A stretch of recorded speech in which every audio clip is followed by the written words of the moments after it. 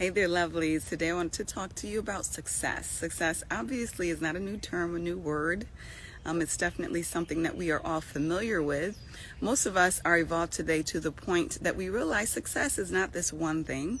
It doesn't equal more money, though it may for you. It doesn't equal more education, though it may for you. But success is something that is customized. It's an idea. It's a vision that we create in our own minds, in our own selves. And ultimately, success means this level of contentment of reaching a goal that we set out. That's pretty much what success is. And so I'm here to share what I believe are those three important ingredients, those three components, those three steps toward success.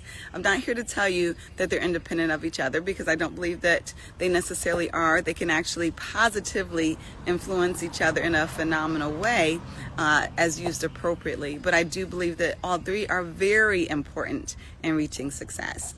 So I believe those three important ingredients to success include, of course, your potential, your effort, and opportunity. I've heard others say, where opportunity meets preparation. And I'm not to say that I don't believe that also are that those aren't two major ingredients, but I believe potential is a huge one. I really do. Now, let me first and foremost say I think that all of us, and at the very least 99% of us, are underestimating our potential, and therefore underestimating our ability to reach certain levels of success. But that being said, I do believe that we do have different potential, different areas of potential, and different levels of potential in respective areas. So like I said, these three elements can definitely influence each other without a doubt. So for sure, if you get an opportunity, that opportunity may cultivate more skill sets, more talents, give you more life to your gifts, to the point where your potential increases, for sure. It's the same goes with your effort. The more effort you make, of course, the more you're going to increase that potential. And then you can also make effort in order to find an opportunity. So that being said, I'm not here to tell you that they are mutually exclusive of each other. Definitely not. And they can definitely be interdependent and having an influence on each other. But I do think that they are all key ingredients. So let's talk a little bit about those and what they look like as they manifest, or, and that, for that matter, don't manifest in your life. Potential being one. Is this something that you're really able to do? Do you have the capabilities, whether it's one, do you have the gifts? Was this something that you were just born doing, knocking it out the box? That's what potential looks like.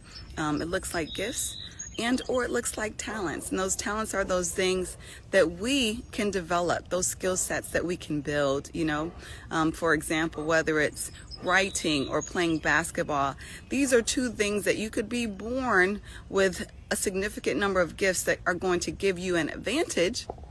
But these are also things that we can build talents toward, right? These are often things that we can do better in our own accord by practicing. Build those talents around it that in turn increase our potential. Now, some people may say, if you're born a certain way, you probably aren't going to have the potential to do this. If you're born with X or without X, you're probably not going to have the potential to do Y.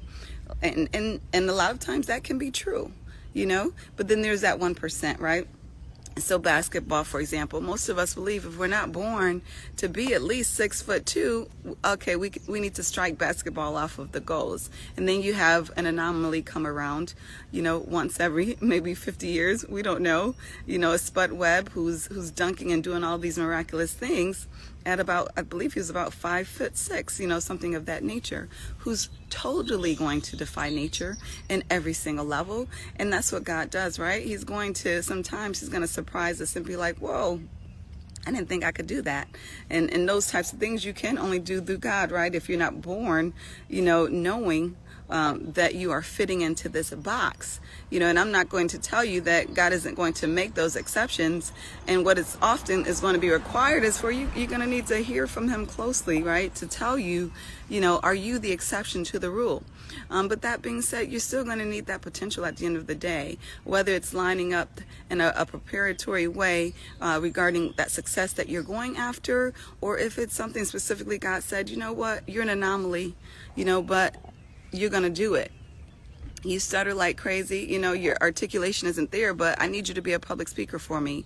We've heard time and time again that story, and it happens. So God has the final say over potential, but again, you have to have that potential in order to have success. Secondly is the effort. You have the potential. God blessed you with the gifts.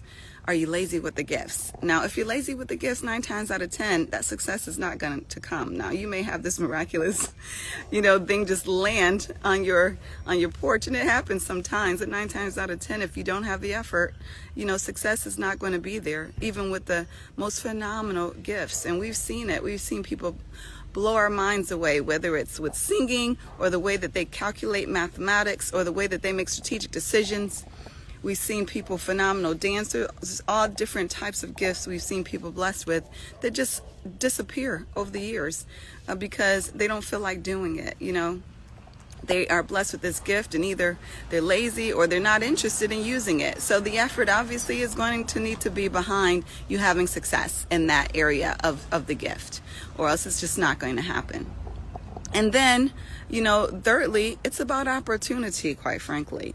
And this is something that a lot of us, we don't want to talk about. We want to believe, everybody has a fair shot, And it's just not the case. I'm not going to tell you that life is fair because I would be lying. I don't believe that, but I do believe we can work hard. We can hustle, to create our own opportunities.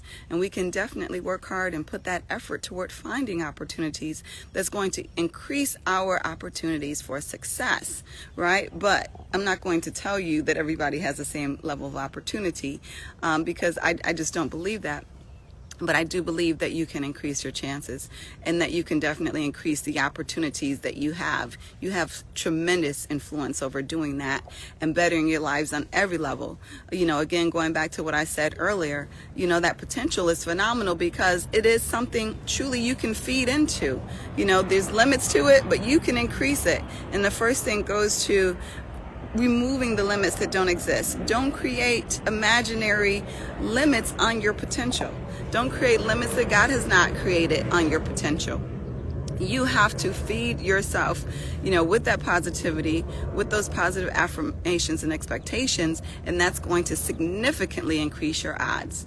But again, those 3 ingredients are what I see as you having success in anything. Number 1, the potential. Number 2, the effort. And number 3, the opportunity. So I pray that you be blessed and that you receive those 3 ingredients where your success lies for you. And that you make it happen, whatever that is. Have a blessed day.